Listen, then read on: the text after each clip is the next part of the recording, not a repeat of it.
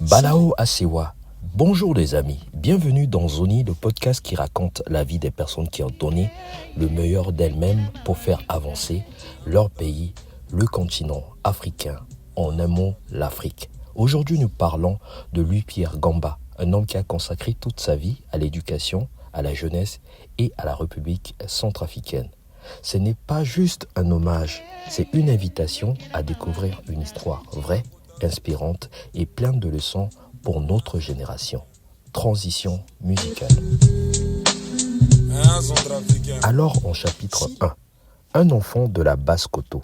Louis-Pierre Gamba est né en 1934 à Kembe, dans la région de la Basse-Koto. Il venait d'une famille simple, comme on dit chez nous, mais très attachée aux valeurs de travail, d'éducation et de respect.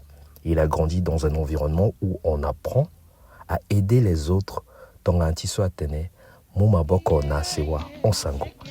Il a commencé ses études à l'école primaire et a obtenu ce qu'on appelait à l'époque le certificat primaire indigène à l'époque. Ensuite, il a poursuivi sa formation à l'école des cadres de Brazzaville. Très vite, il a compris que sa mission, ce serait d'éduquer. Chapitre 2. L'instituteur au grand cœur. Louis-Pierre Gamba est devenu instituteur. Il a enseigné dans plusieurs villes du pays, Bambari, Bangassou et Kembe. Dans chaque école, il a laissé une empreinte. Il voulait que les enfants grandissent avec de bonnes bases, avec de la discipline et avec la confiance en eux. Beaucoup de ceux qu'il a enseignés sont devenus plus tard des leaders, des cadres et des personnes engagées. Chapitre 3. Le serviteur de l'État. Mais Pierre Gamba ne s'est pas arrêté là. Il a aussi voulu agir pour l'ensemble du pays. Alors il s'est engagé en politique. Il a rejoint des partis comme le Rassemblement démocratique africain, RDA, puis le Rassemblement démocratique centrafricain, RDC. Il est devenu ministre à plusieurs reprises. Ministre de l'Éducation, de la Jeunesse, de la Justice, de l'Énergie, de la Culture et de la Communication.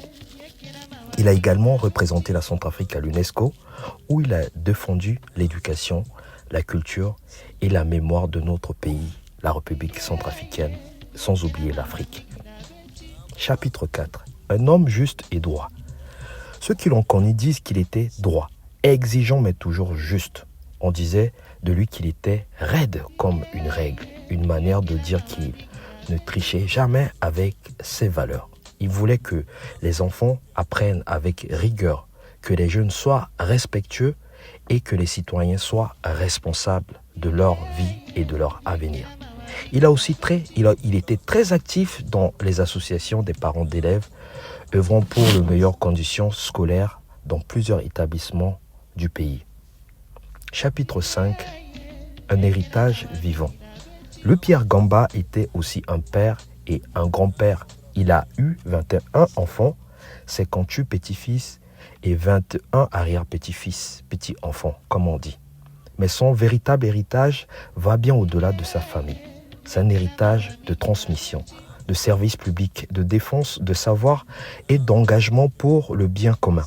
C'est grâce à de ces figures comme lui que notre système éducatif, le système éducatif centrafricain s'est renforcé, que les jeunes ont eu accès à de meilleures opportunités. Pour conclure, un message aux jeunes d'aujourd'hui, vous qui m'écoutez, nous avons besoin de connaître ces histoires, celles de ceux qui ont donné leur vie pour construire un avenir meilleur. Louis-Pierre Gamba était un bâtisseur, un guide, un patriote.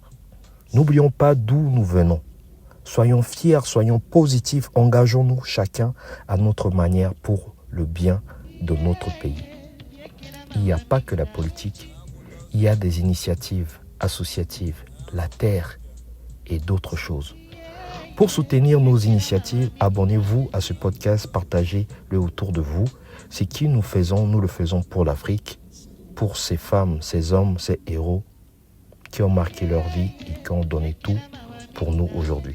C'est fini pour aujourd'hui, on se dit à la prochaine. N'oubliez pas, chaque jour est une vie. À bientôt les amis.